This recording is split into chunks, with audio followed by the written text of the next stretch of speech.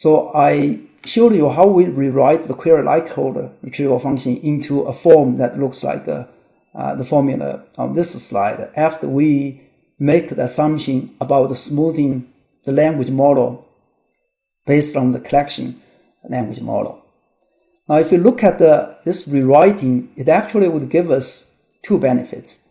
The first benefit is it helps us better understand this ranking function. In particular, we're going to show that from this formula, we can see smoothing with the collection language model would give us something like a TF-IDF weighting and length normalization.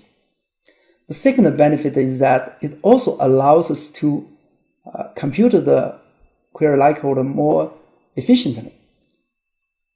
In particular, we see that the main part of the formula is a sum over the matched query terms. So this is much better than if we take a sum over all the words.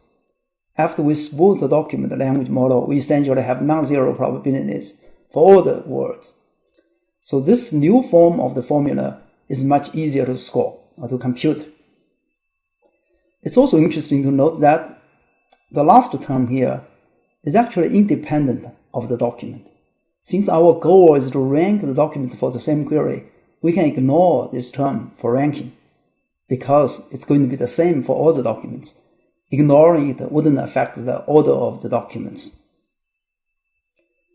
Inside the sum, we also see that each matched query term would contribute a weight. And this weight actually is very interesting because it looks like a TF-IDF weighting. First, we can already see it has a frequency of the word in the query, just like in the vector space model. When we take a dot product, we see the word frequency in the query to show up in such a sum. And so naturally, this part would correspond to the vector element from the document vector.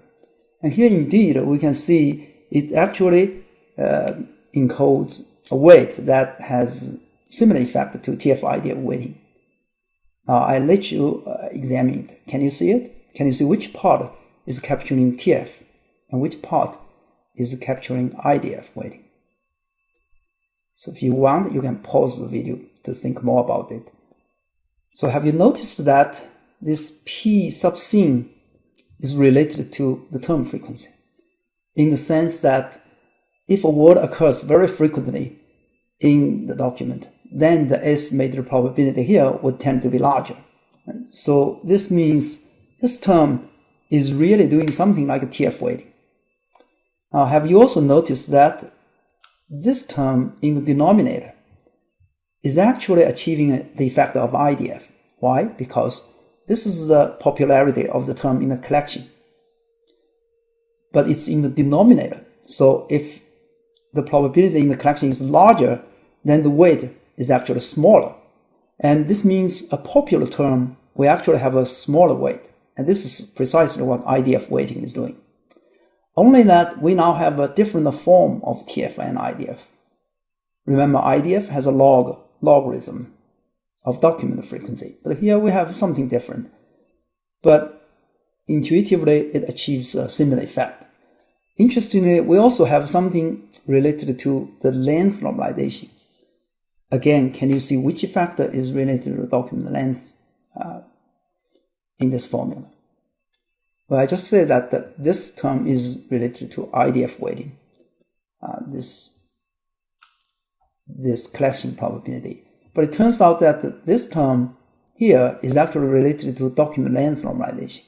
In particular, alpha sub d might be related to document length. Right? So it encodes how much probability mass we want to give to unseen words. How much smoothing do we want to do? Intuitively, if a document is long, then we need to do less smoothing because we can assume the data is large enough. We probably have observed all the words that the author could have written.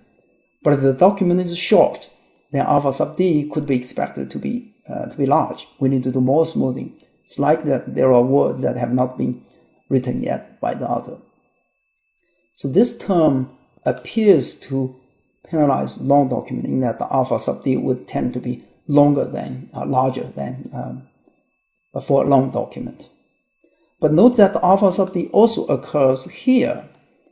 And so this may not actually be necessarily penalizing long documents. The effect is not so clear here. But as we will see later, when we consider some specific smoothing methods, it turns out that they do penalize long documents, just like in TF-IDF weighting and the document length normalization formulas in the vector space model. So that's a very interesting observation, because it means we don't even have to think about the specific way of doing smoothing. We just need to assume that if we smooth with this collection language model, then we would have a formula that looks like a TF-IDF weighting and document length normalization. What's also interesting that we have a very fixed form of the ranking function. And see, we have not heuristically put a logarithm here. In fact, if you can think about why we will have a logarithm here, if you look at the assumptions that we have made, it will be clear it's because we have used a logarithm of query likelihood for scoring. And we turned the product into a sum of logarithm of probability, and that's why we have this logarithm. Note that if we only want to heuristically implement the TF weighting and IDF weighting, we don't necessarily have to have a logarithm here. Imagine if we drop this logarithm, we would still have TF and IDF weighting. But what's nice with probabilistic modeling is that we are automatically given a logarithm function here. And that's basically a fixed form of the formula that we did not really have to heuristically design. And in this case, if you try to drop this logarithm, the model probably won't work as well as if you keep logarithm. So a nice property of probabilistic modeling is that by following some assumptions and the probability rules, we'll get a formula automatically. And the formula would have a particular form, like in this case. And if we heuristically design the formula, we may not necessarily end up having such a specific form. So to summarize, we'll talk about the need for smoothing a document language model. Otherwise, it would give a zero probability for unseen words in the document. And that's not good for scoring a query with such an unseen word. And it's also necessary in general to improve the accuracy of estimating the model representing the topic of this document. The general idea of smoothing in retrieval is to use the collection language model to give us some clue about which unseen words should have a higher probability. That is, the probability of an unseen word is assumed to be proportional to its probability in the collection. With this assumption, we've shown that we can derive a general ranking formula for query likelihood that has the effect of TF, IDF weighting, and document length normalization.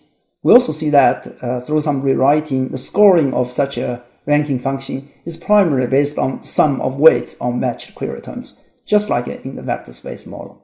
But the actual ranking function is given us automatically by the probability rules and the assumptions that we have made, unlike in the vector space model, where we have to heuristically think about the form of the function.